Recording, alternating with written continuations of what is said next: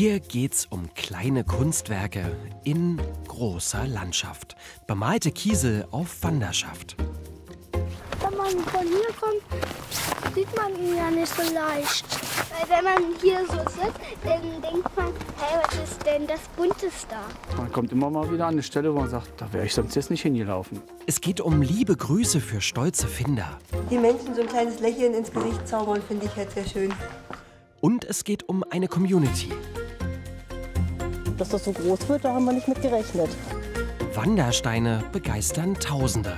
Im Wald und auf Facebook. Wie aus dem Gesicht zu schnell. Dort war wie viele Steine am Tag? 3, glaube ich. Nein, 4. 4 Steine. 4 Steine Bei einer Wanderung, bei ne? einer Wanderung. Wandersteine sind ein Phänomen, das es in vielen Gegenden gibt. Und ich habe mir den Harz ausgesucht, um mir das mal anzuschauen. Ich will die Faszination dahinter verstehen.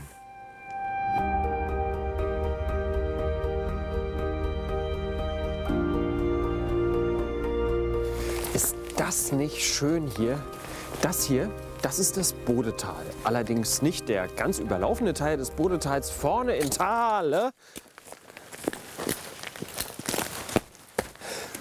sondern wir sind hier an einem knackig kalten Tag nach Treseburg gefahren. Treseburg ist ein bisschen weiter flussaufwärts. Auch hier schlängelt sich die Bode lang.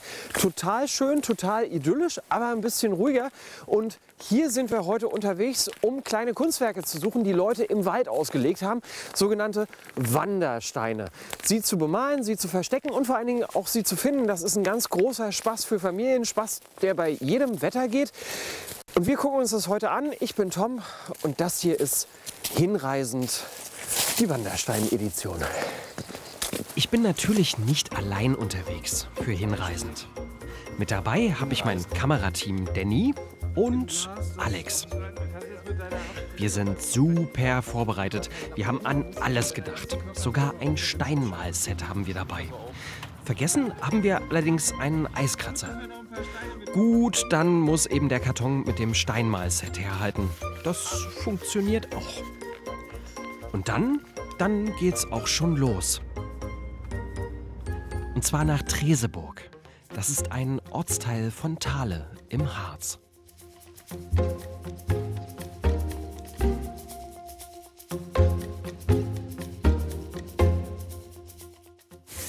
So. Startpunkt für unsere Wandersteinwanderung wird der Parkplatz hier in Treseburg. Großer Parkplatz, kostet Gebühren, aber bietet viel Platz, war nicht schwer zu finden und ist tatsächlich mittendrin im Ort. Von hier aus kann man großartig loswandern. Da irgendwo wollen wir gleich rauf. Noch aber heißt es warten. Auf Familie Kruse und ihre Freunde. Wir sind zum Wandersteine-Suchen verabredet. Kruses kommen aus der Gegend und sind hier häufig unterwegs und finden gern mal kleine Kunstwerke. Noch aber sind sie nicht da. Was für ein herrliches Winterwetter mit schönem Pappschnee. Oh, meine Hände. Warte mal. Wem das zu kalt ist oder wer vielleicht auch Alternativen sucht, wenn das Wetter mal nicht so schön ist wie heute, dafür gibt es den MDR Kultur Newsletter. Guckt doch einfach mal hier rein, gibt es tolle Tipps und tolle Ideen für euer Wochenende. Mit Familie oder auch ohne Familie. Und dann geht's los. Hallo Herr Wandersmann. Hallo Herr Kruse Wandersmann. Sebastian, Jeanette, Simon, Luisa und David. Wir sind heute eine Wandergruppe. Ihr seid ja auch bestens ausgerüstet. Wir könnten auch im Wald wohnen in der Nacht. Ich wollte gerade sagen, mehrere Tage. Wow. Mensch, und du bist auch ganz schön dick eingepackt schon, oder? Ja, Das ist ja super. Was hast du denn alles? Eine große Skihose? ich habe noch eine Jogginghose drunter. War heute die große Frage, was ziehen wir an? Zwiebellook ist angesagt. Alles, was isoliert, drunter und eine wetterfeste Jacke drüber. Und ich habe noch Wandersteine dabei. Ich habe hier auch schon ein paar mit. Cool. Cool. Ah, okay, der Papa schleppt die Steine. Ich glaube, ich habe es aber heute noch nicht mit, Schatz. Ach, schade. Steine vergessen. Heute Morgen musste es auch bei Cruises schnell gehen, wie bei mir mit dem Eiskratzer. Den 8-jährigen Simon und die 7-jährige Luisa stört's aber nicht. Gut, dass wir vorgesorgt haben. Ich habe nämlich genug Steine dabei. Das Wichtigste ist eine Handy-App starten, damit man die Route aufzeichnet und weiß, wie viel man gewandert ist. Das ist wohl wahr. Genau, und Tour aufzeichnen. Wir wollen heute eine wunderschöne, aber auch nicht allzu lange Runde laufen, und zwar zum Weißen Hirsch hoch. Das ist ein Aussichtspunkt und auch ein Stempel von der Harzer Wandernadel, Genau, oder? da sind auch Stempel. Super, dann gucken wir mal, vielleicht finden wir ja unterwegs was. Es geht zwar ein paar Meter bergauf, aber der Weg ist nicht zu lang. Knappe halbe Stunde hin, knappe halbe Stunde zurück. Das ist gut für kurze Beine. Und hier gibt's einige Stempelstellen der Harzer Wandernadel, sowie die hier. Die sind beliebte Ablagepunkte für Wandersteine. Hier ist aber nichts drin. Es ist eigentlich immer so, wenn wir unterwegs sind, mindestens einen finden wir. Das ist echt für ihn dann auch immer so ein Highlight, ne, wenn er dann einen findet. Und Das war da. Mensch, aber da muss man schon so ein bisschen die Umgebung scannen, oder? ja, genau. Ja. Also die sind aber meistens so hingelegt, dass man sie auch finden kann. Also die sind jetzt nicht sehr versteckt. Und dann wandern wir durch die bezuckerte Landschaft. Die Hälfte des Aufstiegs ist auch bald geschafft.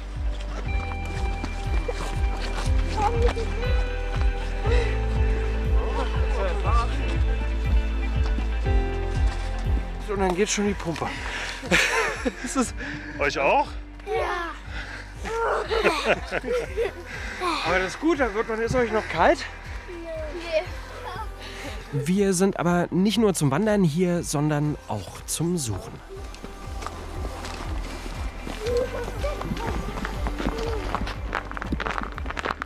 Ist nix. Hier ist nix. Also weiter. Simon hat einen Lieblingsstein dabei. Einen, den du schön findest. Ja, weil er so schön bunt ist. Weil er so schön bemalt ist. Super gut. Was, Weil ich Glück sehr viel habe. Wie viele Steine am Tag? 3, glaube ich. Nein, 4. 4 Steine. 4 Steine Bei einer Wanderung, bei ne? einer Wanderung. Also an der zweiten Bank ist auch nichts. Und wenn wir heute schon keine Steine finden, dann lassen wir selbst kleine Kunstwerke auf Wanderschaft gehen. Pack den mal lieber dahin. Dann ist es ein bisschen schwerer, den zu finden. Ja. Dann kann der Nächste, der kommt, ihn nehmen. Weil wenn man hier so sitzt, dann denkt man, hey, was ist denn das Buntes da? Ein bisschen Vitamin D tanken im Winter, das geht in ganz vielen Orten. Und wenn man guckt, kann man vielleicht auch den einen oder anderen Wanderstein entdecken. Denn Plätze, sie zu verstecken, gibt es hier unglaublich viele. Aber wo würdet ihr mal einen Wanderstein ablegen? Schreibt es uns doch einfach hier in die Kommentare. Und solche Steine, die gibt es nicht nur im Wald, sondern auch im Internet. In der Harzsteingruppe auf Facebook zum Beispiel. Und da posten wir jetzt einfach mal den Stein, der ja mitgenommen werden möchte. Mit klammen Fingern. Und weiter. Und dann gucken wir mal nachher, ob den jemand gesehen hat. Und dann sind wir eigentlich auch schon oben am Aussichtspunkt. Auch hier keine Wandersteine im Stempelkasten. Das da unten, also das da, das ist übrigens Treseburg. Das ist ein toller Ausblick hier.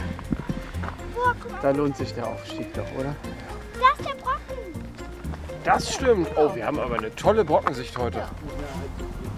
Hier ist halt wirklich alles frei. Kein bisschen Wolken. Die Wolken sind nämlich so weit oben, dass man alles sehen kann. Ein bisschen frische Luft schnappen ist auch gut. Und es macht ja auch Spaß, weil man sieht dann auch immer wieder neue Steine. Man hat ja immer das Ziel, dass sie dann so K.O. sind, um abends einzuschlafen. Leider funktioniert das meistens nur in die andere Richtung, dass Mama und Papa kaputt sind und erst nach einer Stunde wieder fit. Aber auch raus, Kondition, alles perfekt. Und die Kinder haben Spaß zusammen. Was will man mehr? Man muss nicht immer mit Technik, Natur ist da viel entspannter.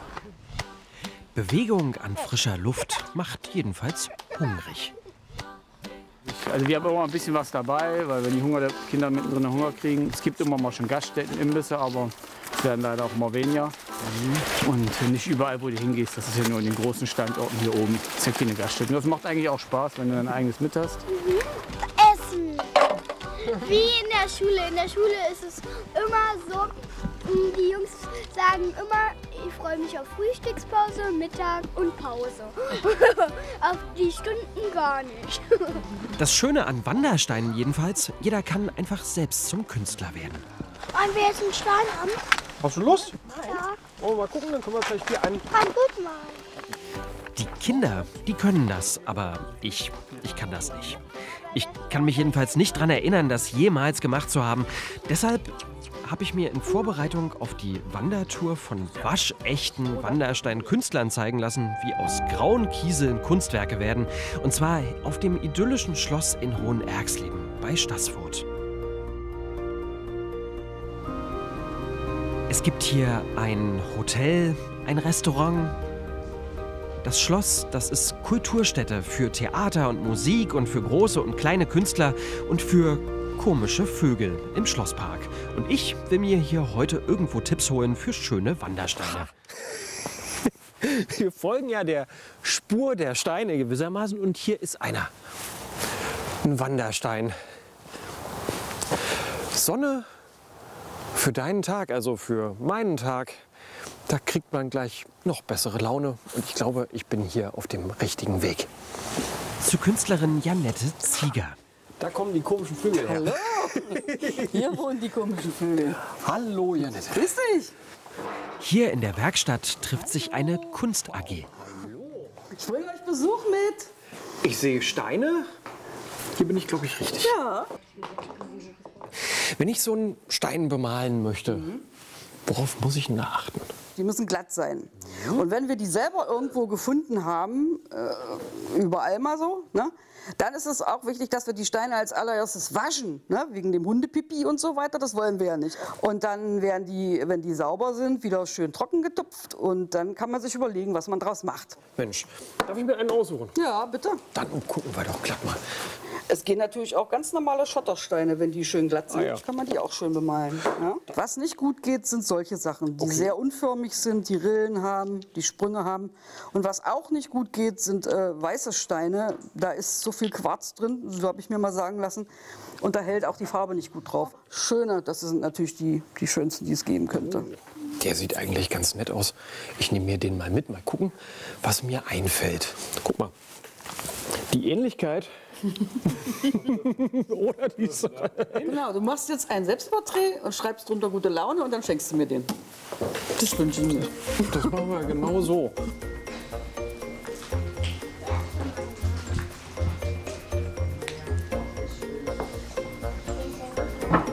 Wie aus dem Gesicht geschnitten. Also, ich würde ja sagen, das ist ein fast schon fotorealistisches Abbild. Übrigens malen hier auch Eltern fleißig mit. Ja.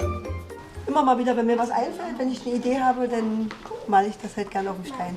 Ach echt? Und dann kommt der Stein vor die Genau, Haustür? dann kommt die Haut vor die Haustür, genau. An der Hauswand lang liegen dann so ein paar.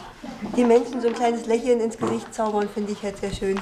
Das geht total einfach. Brauchst eigentlich nur ein paar Stifte und einen Stein und, naja, gute Laune. Manchmal hat man auch Ideen. Was ist das? Ein Stein. Ein Stein. Ein Stein. Der Einstein und seine Freunde sollen bald einen besonderen Platz bekommen. Und zwar an einem besonderen Ort, im Tempel der Harzsteine. Gute Laune-Stein und die nehmen wir jetzt mit in den Harz. Ich habe mir noch so eine schöne Stinkesocke besorgt. Oh, und du willst uns auch noch einen Stein mitgeben. Und da steht Glück im Unglück. Warum denn Glück im Unglück? Was hat es denn damit auf sich? Wenn gerade einer stürzt und den Stein findet, dann hat er Glück im Unglück. Die Wandersteine kommen in eine echte Wanderstein-Transportsocke. Die hat mir Janette gegeben. Die ist schicker als ein Beutel. Für die wertvolle Fracht. Kunstwerke und gute Launespender. Und jeder ist einzigartig. Das Bemalen, das war kinderleicht. Das finden auch Luisa und Simon. hier am Weißen Hirsch. Fertig, fertig. Steine bemalen ist eigentlich überhaupt nicht schwer. Dafür braucht es nur ein paar Stifte und ein paar sprüssige Ideen. Aber was hättet ihr für Ideen für eure Wandersteine? Schreibt es uns doch hier einfach in die Kommentare. Ja, was machen wir denn jetzt mit denen? Ablegen und dann wandern lassen. Also erstmal verstecken. Wenn man von hier kommt, sieht man ihn ja nicht so leicht.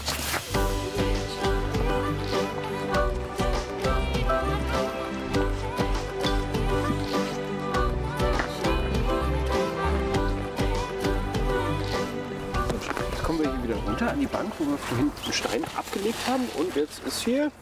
Hier kein Stein mehr, der wurde bestimmt genommen. Da freut sich jetzt jemand über einen schönen bemalten Stein. Viel wichtiger als Steine wird jetzt Essen. Also eine schöne, warme Mahlzeit nach dem Wandern. Was Einfaches, Schnelles finden wir hier in Treseburg an diesem Tag nicht. Also hier ist schon mal zu. Öffnungszeiten sind ein Thema. Super, habt ihr schon Hunger? Ja. Cool, ich nehme mich auch. Und dann Ja, können wir jetzt immer erstmal Hunger. was essen. Ich habe vor allen Dingen immer Hunger.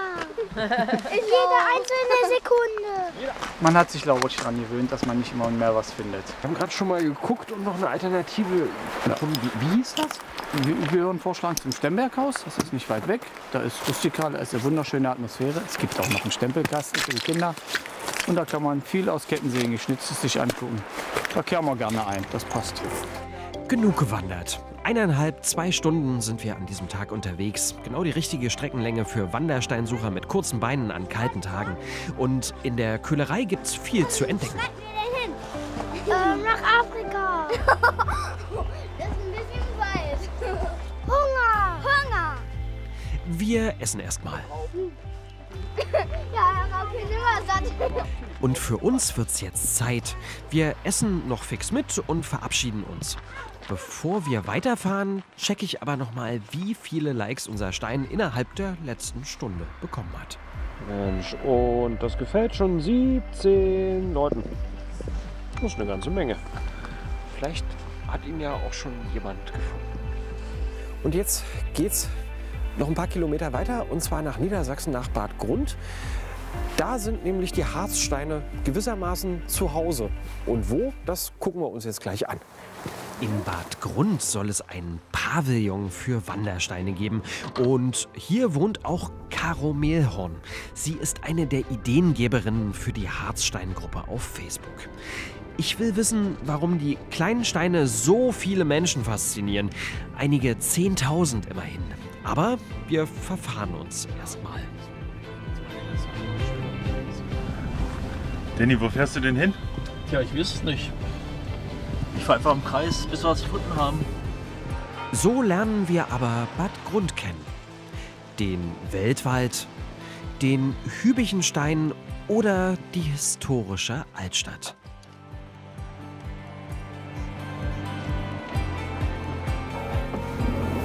Das ist ein muggeliges Städtchen hier. Wir fragen uns durch. Ich bin der Tom, ich bin auf der Suche nach einem Wanderstein-Pavillon. Pavillon da oben, da war ich schon oft. Ach, super. Da gehen Sie hier bei der Apotheke den Weg hoch. Och, na, das ist ja super, das schaffen wir. Dann würde ich sagen, ich wünsche viel Sonne für den Tag.